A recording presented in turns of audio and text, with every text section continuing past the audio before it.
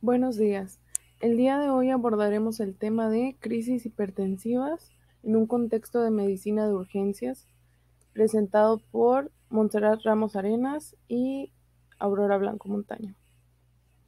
La hipertensión arterial es una enfermedad crónica caracterizada por el aumento marcado de la presión arterial a un rango mayor o igual a 140/90 milímetros de mercurio. Esta tiene una prevalencia mundial del 25%, donde alrededor del 3% de estos pacientes sufrirán al menos de una crisis hipertensiva a lo largo de toda su vida. Tan solo en México, 1 de cada 3 personas sufre de este padecimiento. Las crisis hipertensivas son uno de los padecimientos más comunes en los servicios de urgencias y se definen generalmente como una elevación súbita de la presión arterial que puede producir una lesión grave a un órgano blanco. A esta definición, la Joint National Committee nos agrega un rango de elevación de la presión arterial en el cual esta es mayor a 180/110 milímetros de mercurio. Las crisis hipertensivas se clasifican en 3 grupos. La primera son las falsas crisis hipertensivas o también conocidas como pseudocrisis hipertensiva, en las cuales hay un aumento súbito de la presión arterial debido a la acción del sistema simpático por una reacción aguda ante un estímulo como lo es el dolor intenso, ansiedad, pánico, uso de drogas como la cocaína y las anfetaminas, al estrés, a la cafeína o al ejercicio médico intenso. Estos pacientes por lo general van a ser asintomáticos y no van a presentar ningún daño a un órgano blanco, por lo que generalmente no van a necesitar de algún tratamiento. En cuanto a las urgencias hipertensivas, estas son la elevación súbita de la presión arterial sin un daño a un órgano blanco, que pueden presentarse asintomáticos o con síntomas leves inespecíficos, como lo es la cefalea, por lo que en estas principalmente se va a buscar por medicación oral una reducción gradual de la presión arterial en las primeras 48 horas, evitando así la hipoperfusión tisular, lo que quiere decir que en este caso se hará un descenso progresivo de la hipertensión arterial. En cuanto a las emergencias hipertensivas, tenemos que es la elevación súbita de la presión arterial, pero con daño de manera aguda a un órgano blanco, como lo puede ser el cerebro, los riñones o el corazón. El objetivo principal es que mediante medicamentos intravenosos se reduzca la presión arterial en menos de 1 hora, ya que en estas crisis hipertensivas se prioriza el limitar el daño a un órgano blanco, porque puede haber daño irreversible y con un mal pronóstico vital. Entonces, concluimos que se requiere una reducción inmediata en no más de 1 hora de la presión arterial con un tratamiento parenteral. En cuanto a la epidemiología, tenemos que los principales factores de riesgo van a ser el mal apego o abandono del tratamiento médico ambulatorio de la hipertensión arterial, ser hombre, ser afroamericano, ser paciente geriátrico, tener un índice de masa corporal mayor a 30, el uso de cocaína o tabaquismo activo, tener un nivel socioeconómico bajo por la limitación a recursos de salud y la polifarmacia de medicamentos antihipertensivos.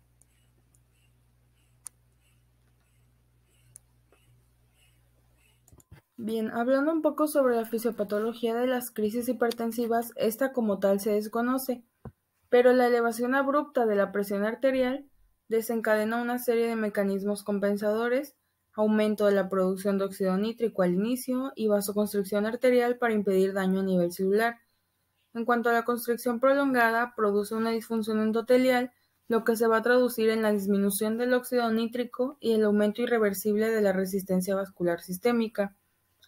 La disfunción endotelial estimula la cascada de inflamación, con aumento de la permeabilidad endotelial, inhibición de la fibrinólisis y aumento de la coagulación. Favorece también la adhesión y agregación plaquetarias, que se traduce en un círculo vicioso de daño endotelial y vasoconstricción. No olvidar también que el nivel mínimo de presión arterial para producir un daño a órgano blanco depende de cada individuo. Sin embargo, en la mayoría de las veces se necesita una presión arterial diastólica por encima de 120.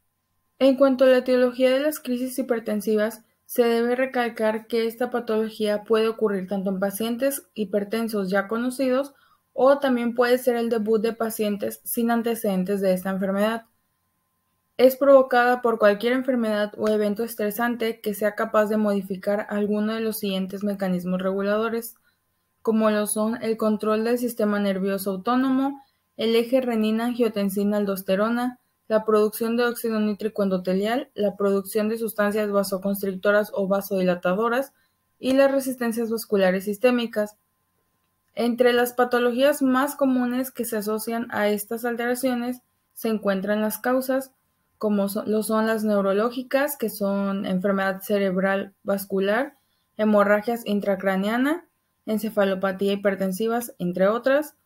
En las cardiovasculares pueden ser insuficiencia cardíaca aguda y síndrome coronario agudo, hipertensión arterial maligna.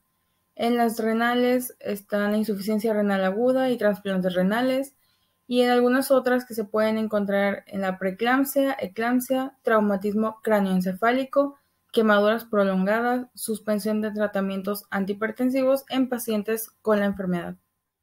En el cuadro clínico presente en las crisis hipertensivas, este está dado de manera general por cefalea, dolor a nivel torácico, cuadro de disnea, edema, astenia, puede haber incluso convulsiones, pérdida del estado de alerta, alteraciones motoras y sensitivas.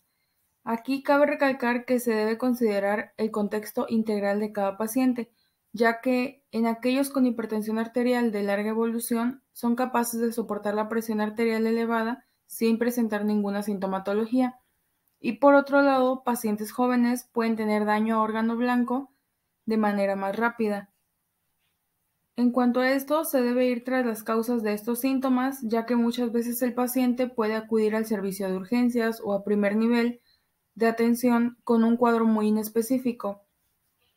El cuadro clínico en casos especiales puede ser en pacientes con dolores súbitos de gran vigor a nivel de línea media torácica que se puede irradiar a zona lumbar o abdomen, y también en pacientes que presenten un cuadro de cefalia persistente, alteración del estado de alerta y muy característicamente una retinopatía, papiledema y otras alteraciones neurológicas que son muy sugestivos de un cuadro de encefalopatía hipertensiva.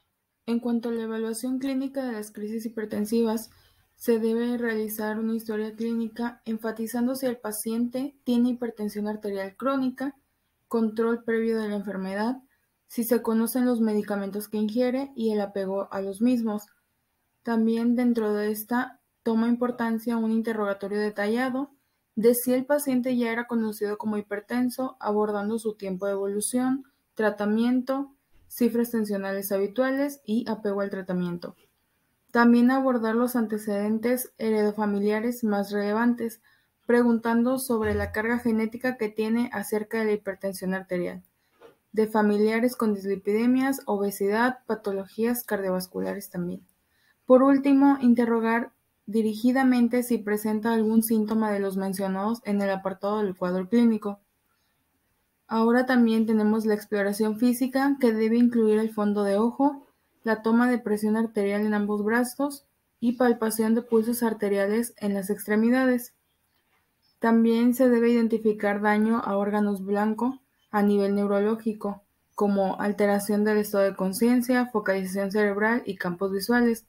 Fondo de ojo en búsqueda de datos de retinopatía como hemorragias o papiledema. También a nivel pulmonar, para descartar algún edema pulmonar si el paciente tiene crépitos y cuadro de disnea. A nivel abdominal, que pueda aparecer un soplo abdominal. También se evalúa el pulso y presencia de edema en extremidades torácicas y pélvicas, ya que hay un retraso característico en el pulso en extremidades torácicas en comparación a las pélvicas en la coartación aórtica. En los estudios van a depender del cuadro clínico con el que el paciente se presenta al servicio de urgencias. Puede requerirse una biometría hemática completa, una química sanguínea, electrolitos séricos y examen general de orina para valorar el daño renal, troponinas, un electrocardiograma y radiografías de tórax en 2 posiciones en busca de daño a nivel cardiovascular y pulmonar. Ecocardiograma también en casos de sospecha de síndrome coronario agudo o insuficiencia cardíaca aguda. Y si existe alteración neurológica, se debe realizar una tomografía de cráneo. Pasando al tratamiento de urgencias hipertensivas, respecto a este subtipo, al no haber un daño a órgano blanco, no habrá necesidad de reducir tan bruscamente la presión arterial, ya que se puede causar un cuadro isquémico tanto cardíaco como cerebral a causa de este mismo abordaje brusco. El objetivo es reducir la presión arterial media un 20% entre 24 y 48 horas. Para lograr este objetivo se recomienda colocar al paciente en un decúbito supino y dar hasta 10 minutos de reposo, y en caso de presentar un cuadro de ansiedad o nerviosismo ante su situación clínica, este se puede valorar con una benzodiazepina con el fin ansiolítico. También se debe investigar si el paciente ya estaba bajo un tratamiento antihipertensivo, ya que de ser así, este debe iniciarse inmediatamente y ajustar la dosis. Incluso se pueden agregar nuevos fármacos. De no estar bajo un tratamiento antihipertensivo, se debe abordar con un fármaco cuya acción sea lenta, evitando así propiciar una isquemia en órganos sensibles, y se puede utilizar cualquier medicamento antihipertensivo de acción lenta. Continuando con el tratamiento, en esta tabla presentamos fármacos orales para las urgencias hipertensivas, que tenemos el fármaco y las dosis, empezando por el captopril, que su dosis puede ser de 12.5 a 25 miligramos, ya sea una a cada 2 horas, la clonidina, que puede ser de 0.1 a 0.2 miligramos, una a cada 2 horas, el prazosin, 1 a 20 miligramos, el nifedipino de acción prolongada, pueden ser 30 miligramos, el DN-isosorbide, que son 5 miligramos sublingual, y el DN-isosorbide de 1.25 miligramos en aerosol, y su segunda dosis a los 15 minutos. Ya para terminar con el tratamiento de las urgencias hipertensivas, es importante considerar las siguientes indicaciones. La primera es colocar al paciente en reposo en un área oscura y tranquila durante 15 a 30 minutos y registrar de nuevo la presión arterial. En segundo lugar, tenemos iniciar o ajustar el tratamiento oral, que debe ser individualizado y combinado con medicamentos de acción hasta cierto punto rápida. Y en tercer lugar, tenemos mantener al paciente en observación hasta obtener el control de la presión arterial. Una reducción de la presión arterial media de 20% es suficiente para las primeras horas, y los descensos posteriores pueden hacerse en las siguientes 24 a 48 horas. En el tratamiento de la emergencia hipertensiva, como hay una afectación a un órgano blanco, es fundamental que se reduzca de manera rápida la presión arterial para limitar el daño al órgano blanco, por lo cual la presión basal del paciente debe reducirse en un 25% en un periodo de 1 hora, aunque en situaciones especiales como en la disección aórtica, el abordaje debe ser más rápido, por lo que desde el inicio se dan medicamentos por vía parenteral, ya que existe una lesión directa orgánica, por lo que se realiza el protocolo ABC para garantizar un adecuado soporte vital, donde se asegura una vía aérea permeable, oxigenoterapia, monitorización continua de la presión arterial, toma de electrocardiograma, canalización de una vía periférica, sondaje vesical y valoración del estado de alerta.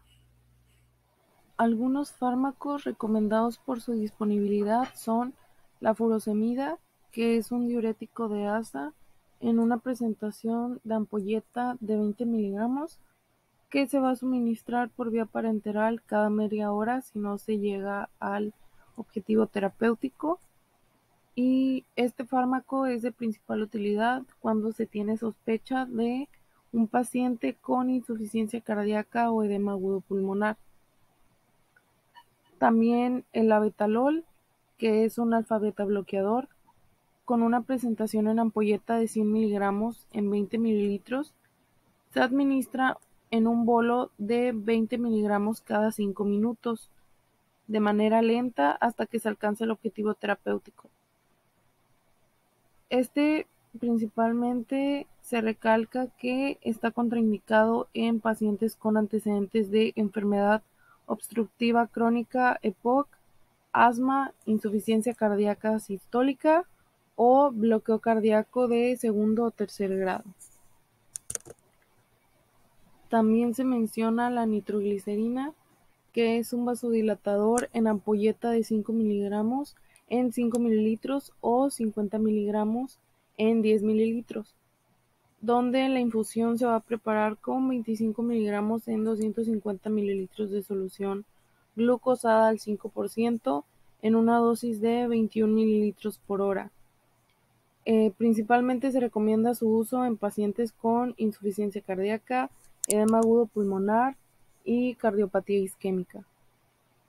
Aunque sabemos que pues todo tratamiento dependerá del escenario clínico que se presente. Por ejemplo, en un paciente con encefalopatía hipertensiva, su tratamiento base es de nitroprusiato, aunque también se puede utilizar el labetalol de 10 a 20 miligramos en bolos lentos repetibles cada 5 o 10 minutos.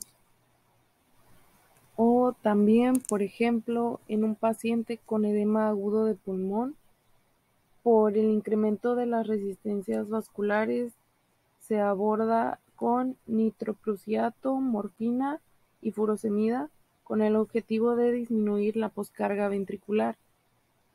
Aunque en cuanto a la eclampsia, tenemos que va a ser una paciente mujer normalmente previa normotensa, que va a presentar hipertensión, proteinuria, convulsiones, edema a partir de la semana 20 de gestación, donde el tratamiento es mediante hidralazina como primera opción, aunque también se puede recomendar el uso de labetalol. Agradecemos la atención prestada y a continuación se mostrará la bibliografía. Gracias.